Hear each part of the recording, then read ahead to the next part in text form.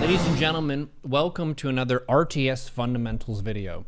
And in this series, I'm breaking down just the various core elements that comprise real-time strategy games. Maybe you're playing StarCraft 2, maybe you're playing Age of Empires 4, maybe you're playing Immortal Gates of Pyre, or Stormgate, or something like that. I'm going to be using StarCraft 2 as an example of what I'll call anticipating the opponent's moves. Now, a lot of people play StarCraft with a lot of innocence in their mind. They think that it's going to be a happy, fun time, when really, that's not what your opponent wants to give you. They don't want to give you a happy, fun time. That's a different kind of experience. RTS is about blowing up people's stuff, which is not nice. And I learned this ever since I was a small child, and I made a beautiful sandcastle, and a little kid stomped all over it, and I was just really confused. People like messing up your stuff. So already, this Protoss has sent the probe at such a time that it blocks a normal expansion. This is showing their intention, showing their posture in the matchup. I said this when the match was happening live. They chose to be obnoxious in this match. They can play passive and defensive. They can play in a way where they try to get the most probes for themselves, where they try to build their economy as fast as possible, but they didn't choose that. Today they chose violence. They chose to send their probe at an early time and sacrifice the mining that this probe could have done from the base to the minerals over and over again in order to mess me up. So already I'm like, okay, I have a little bit of a read on this player. They're investing in being annoying. And I'm going to now get into the headspace of, okay, what are the annoying things that Protoss can do? And after this probe blocked my base, I immediately thought, okay, what is the most obnoxious follow-up that they could possibly send it my way from here? People in Twitch chat, you can give some thoughts about other things you might find to be annoying here, such as a cannon rush. That would be pretty obnoxious. But for me, I immediately thought an adept attack. Adepts can shade from base to base really fast, and by virtue of them getting me to expand away from my preferred spot, I'm taking an unnatural instead of a natural. Defending adepts would be more annoying since they did this. So I thought to myself, okay, I'm definitely not going to skip a Roach Warren. I'm not going to cut corners and play greedy because I feel like this player is going to be up to something. So we're kind of doing our normal build now. Circumstances be as they may, with me taking the weird base. And the probe is looking around in my base, and I have an overlord sussing out the situation. Trying to get queens here. Getting a queen at this third base. Getting my ling speed, so I have a unit that does stuff. Then I'm going to take my other base at the natural, which will kind of be my third. Now this overlord sees the first adept. See what I'm saying? Adepts, very good at going to different places and being a threat in two spots at once. That follows in with the rest of their posture so far, which has been very annoying. Sacrificing their own growth to be annoying. So I'm trying to get set up here. I do lose a drone, that's a mistake. I could have kept that in the main base where it was safe and mined a little bit less efficiently in the short term, just to save the drone in the long term. I'm trying to hotkey my bases and stuff. And now, lo and behold, they're chrono boosting warp gate research, and they're leading right into what I expected them to do. And I didn't even go into their main base. I'm scouting them from a pretty comfortable position. And now I'm anticipating some pressure into a timing. So I refilled my gas, and I'm going to get that Roach Warren nice and early. I'm not taking any risks. This opponent's stance is an aggressive stance. So I'm not going to just drone up to 80. I would die and feel very sad. So you'll get to see this adept attack arrive, and I drone up to an amount that I feel like is safe. I'm taking a second gas in the main so I can afford roach production and roach speed. And I'm not really going to go bananas with the drones and the queens, because I don't think it's air. I feel like with them chrono boosting that warp gate research and then blocking my base, air units are expensive. If they wanted to play air, they would play a nice, clean, defensive opening where they get more probes and more gases and more economy. And there it is, mass adepts. As sure as the rising and the setting of the sun, your opponent will throw annoying stuff at you, and you should not be surprised.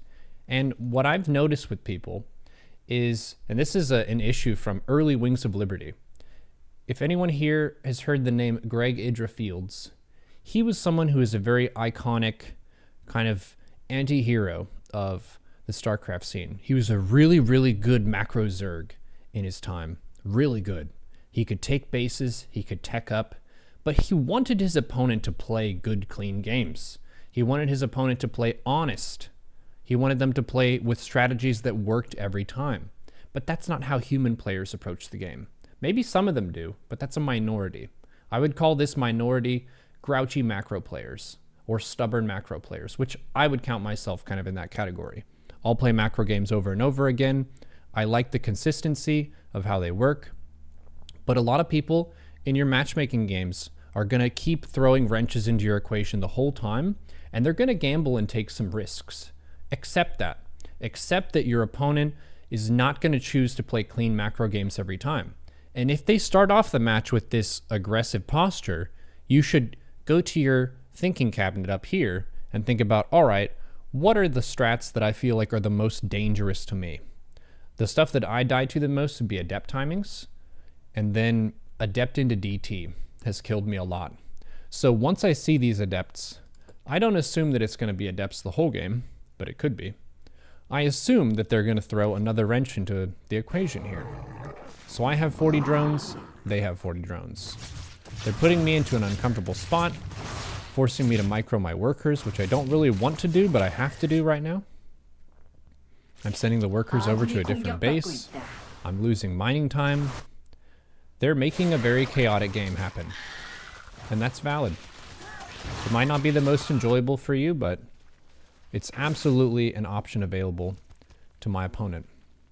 So I'm able to defend this adept wave without taking too critical of damage, though I am behind in workers now, 39 to 43. You can see that. And I have a Ling here.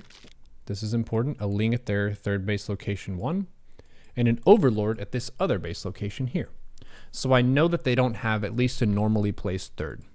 They could have snuck out a probe and taken this base, but I don't really think so. These are probably the main spots that they'll take them. If they did have a hidden base, they wouldn't be attacking me so much. So I have some Roach Ling, and I'm wondering right now, why did they let off the gas? I guess it's not adepts into adepts into adepts. It's adepts into something else. And that stalker is looking at my Overlord now, shooting at it. So what did I do? I built an Overseer. Will an Overseer help me against adepts? Absolutely fucking not. This is 2 fewer roaches that I'm able to make. But this also means that I'm not going to get run over by ninjas in my base. So I have this Overseer here, and I told Twitch chat during this game, I said, you know what the most obnoxious follow-up to this would be? DTs or Disruptors. And I'm just going to let you observe what happened this game. The Lings go to the front. I don't really see too much. There's a third, and I see some adepts. So it's a late third and adepts. There's something missing here, and I don't know what it is. But my intuition told me it was either Dark Templar or Disruptors. And you might say, how did you know that, Neuro? The answer is because I've died to that many times, and it's very upsetting. I look at my bases, and they're invisible men killing all of my poor innocent workers. So what do I do now? I go into the main to suss out the situation with an Overseer. And what do we see in the main? It's a Dark Shrine. Exactly what I predicted. Because it fits with that strategy of consistently punishing your opponent for not checking every box defensively. It's mixing up the type of attack. So adepts are just a very visible, normal attacking unit. Their advantage is the flexibility and the speed that they can dash from one base to another, or juke by deciding not to attack one spot and attacking another. Dark Templar are an entirely different unit. Dark Templar do not fight well head-on, really against much of anything. But what they're really good at is being invisible and dealing high damage to workers. So they're basically banking on the idea that I'm going to forget my spores because I'm so worried about the adept. So it's a good risk for the Protoss to take here. And once again, they're causing a lot of disruption in my base. My queens are dying. I lost the queen in my natural and the queen in my main. I have to pull my workers around. Once again, they're creating a bunch of chaos in my base. And that's valid. They're allowed to do that. It's technically not an illegal move, even if it's an upsetting one. So I'm trying to fix all my stuff. Get queens at all my bases again. Inject the bases that I have. This queen at the third base is going to go double time. And inject the third base and inject the natural. And then lo and behold, Disruptor as well. They've just done all the stuff that I find very frustrating and annoying. Beautiful. And because I have this mindset of expecting my opponent to do the most annoying thing, it doesn't surprise me anymore. It's like, yes, I understand what you want. I understand how your brain works. But now I get to punish them because I was prepared when the DT showed up. Because I made an Overseer. And that Overseer that I made was built because of all the games that I'd lost to invisible men. I do a little roach split there, kind of a fancy move. And then composition-wise, I want to pivot away from roaches and toward more lings. So I took a pretty good trade there. I took out those expensive robo units, which they really want to keep alive. And now they just have simple gateway units. And I can't really end the game right now because they have blink and they have batteries they can fall back to. But what I have earned for myself is a safe 4-base setup. I've got a bunch of bases now.